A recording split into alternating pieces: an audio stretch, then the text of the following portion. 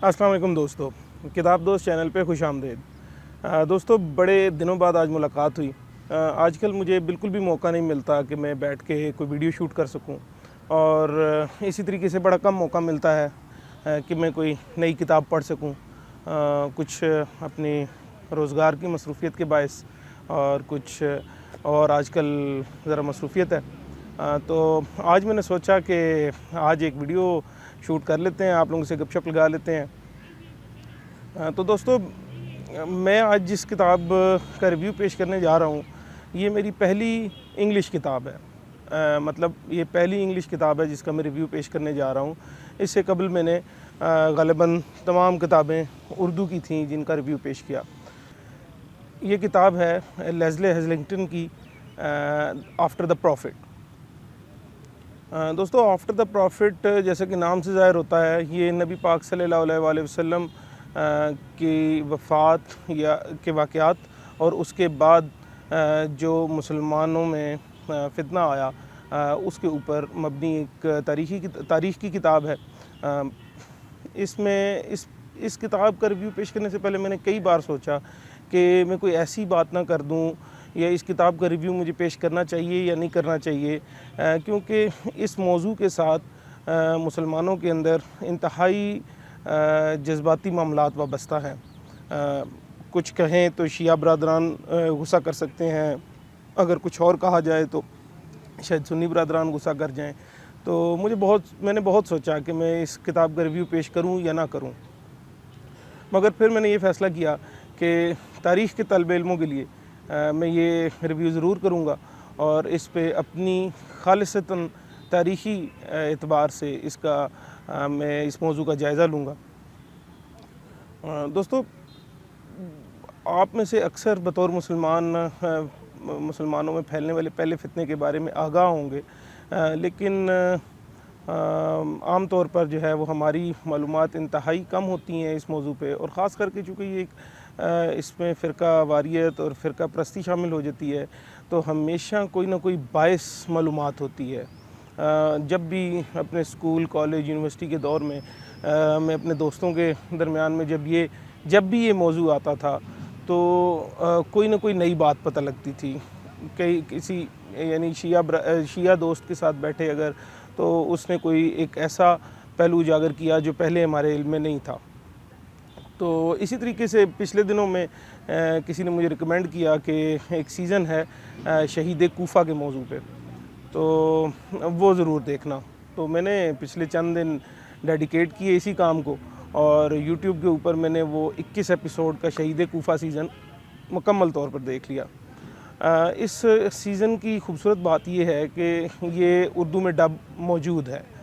तो हम में से वो दोस्त जो इंग्लिश नहीं जानते, या अमूमन इस तरह के सीज़न जो है वो किसी नेटिव लैंग्वेज में होते हैं, जैसे अरबिक में या पर्शियन में, तो हम जैसे लोगों को दिक्कत होती है जो अंग्रेज़ी भी जानते हैं मगर उर्दू भी जानते हैं, अंग्रेज़ी भी जानते हैं, मगर सीज़न इन दोनों ज़ुबानों में से किसी एक ज़ुबान में भी नहीं होता। तो शहीद कूफा बड़ा ही प्यारा सीज़न है। हाँ, इसमें चूँकि ये ईरान की प्रोडक्शन है, ईरानी प्रोडक्शन है, तो इसमें एक हद तक बायसनेस मौजूद है। इसके अंदर कई वाक़यात ऐसे हैं, कई बातें ऐसी हैं जो काबिल तरदीद भी हैं और कई हैं जो काबिल बहस भी हैं। तो मैं उनकी डिटेल में नहीं जाऊंगा, लेकिन मैं रिकमेंड करूंगा कि हर वो ज़ी शऊर इंसान या ज़ी अक्ल इंसान जिसके अंदर थोड़ा सा भी सब्र है, वो चाहे शिया फ़िरके से ताल्लुक़ रखता है या सुन्नी फ़िरके से ताल्लुक़ रखता है, मैं ज़रूर रिकमेंड करूँगा कि आप शहीद कूफा सीज़न लाजमी देखें।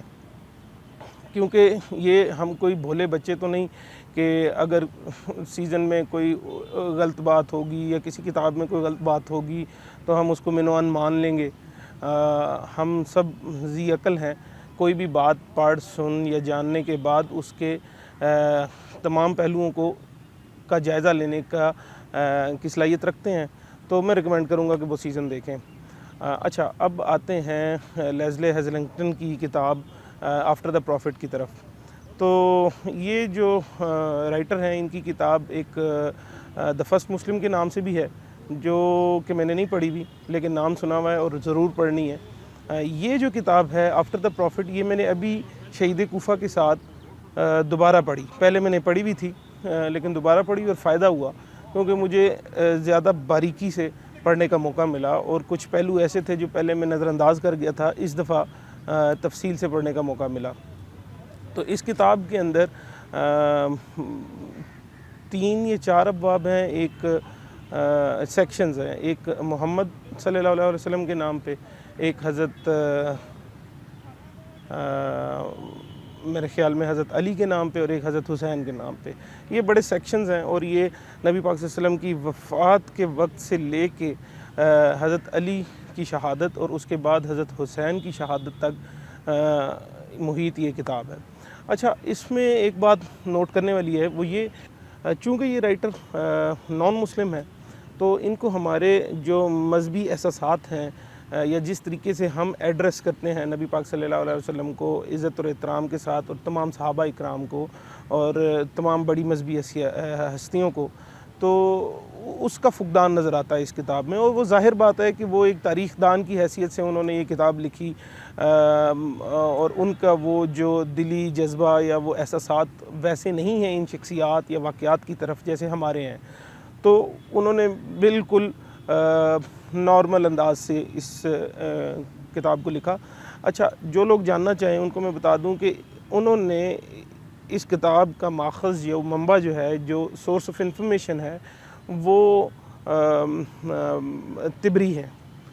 طبری جو ہیں وہ اسلام کے ایک اول دور کے ایک بڑے تاریخ دان ہیں اور ان کی باتیں جو ہیں وہ بڑی درست اور قابل اعتماد ہیں. تو اس کتاب کے اندر نبی پاک صلی اللہ علیہ وسلم کی علالت کے دور کا ذکر ہے, بڑا ڈیٹیلڈ ذکر ہے, اور اس کے اوپر جو ہمارے اختلافات ہیں شیعہ سنی فرقوں کے, اس کو بھی وضاحت سے بیان کیا گیا ہے کہ نبی پاک صلی اللہ علیہ وسلم کی وصال کرتے وقت کمرے کے اندر کون کون موجود تھا, اور پھر وہ قصہ آتا ہے جس میں نبی پاک صلی اللہ علیہ وسلم وصیت کے لیے قلم اور کاغذ منگاتے ہیں تو حضرت عمر انکار کر دیتے ہیں, منع فرما دیتے ہیں کہ اس وقت پہ نہیں چاہیے. اب اس پہ اہل تشیع فرقے کا کچھ اور موقف ہے اور سنیوں کا کچھ اور موقف ہے, خیر اس کا بھی اس میں ڈیٹیل سے ذکر ہے.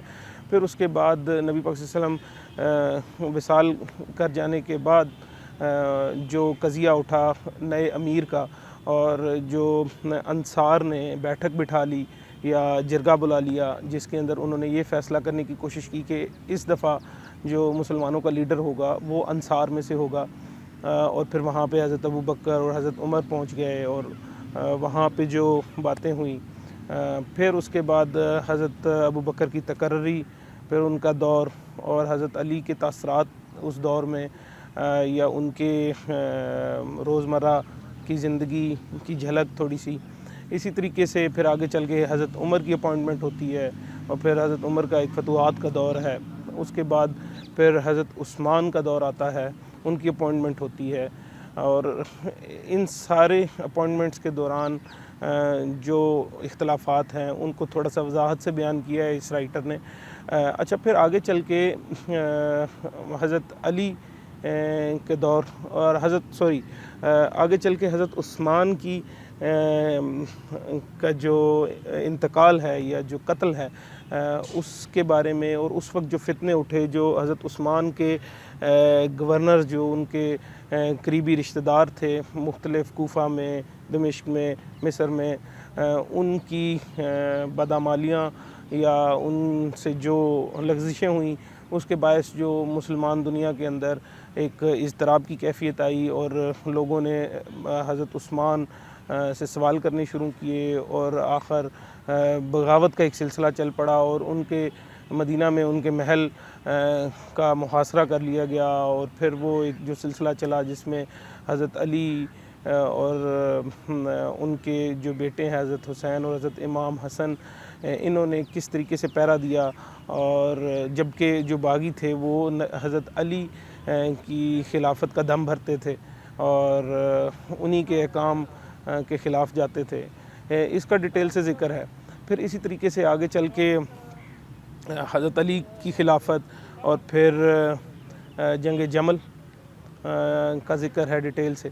جنگ جمل جو ہے وہ اگر آپ لوگوں کو نہیں پتہ تو جنگ جمل جو ہے وہ نبی حضرت عثمان کے قتل کے نتیجے میں حضرت عائشہ رضی اللہ عنہا مکہ چلی گئی تھیں، اور وہاں پہ پھر وہاں حضرت زبیر اور حضرت طلحہ اور حضرت عائشہ نے مل کے کوفہ کی طرف کوچ کیا جنگی دستوں کے ساتھ، اور پھر حضرت علی جو ہے ان کو مجبوراً اپنی فوج لے کے جانا پڑا، اور وہاں پہ نہ چاہتے ہوئے، دونوں پارٹیز کے نہ چاہتے ہوئے بھی، اب خارجی کہہ لیں یا کچھ باہر کے عناصر نے وہ جنگ کیسے کروا دی، اور اس کے نتیجے میں کیا کیا نقصان ہوا، اور حضرت علی کو فتح ہوئی۔ حضرت طلحہ اور حضرت زبیر جو جنگ کے درمیان ہی میں سمجھ چکے تھے کہ ان سے بہت بڑی غلطی ہو گئی ہے اور انہوں نے اپنی پیٹھ موڑ لی تھی جنگ سے، ان کو قتل کر دیا گیا۔ پھر اسی طریقے سے آگے چل کے حضرت عائشہ کو باعزت و تکریم مدینہ پہنچا دیا گیا۔ حضرت علی رضی اللہ عنہ نے حکومت کا مرکز جو ہے وہ مدینہ سے کوفہ میں شفٹ کر لیا، اور پھر وہاں پہ حکومت جاری رکھی۔ دریں اثنا دمشق میں موجود حضرت امیر معاویہ کا اختلاف جو ہے وہ حضرت علی کے ساتھ شروع ہو گیا۔ انہوں نے بیعت نہیں کی، یعنی انہوں نے حضرت علی کو خلیفہ نہیں مانا، تو پھر اس کے نتیجے میں جنگ صفین ہوئی۔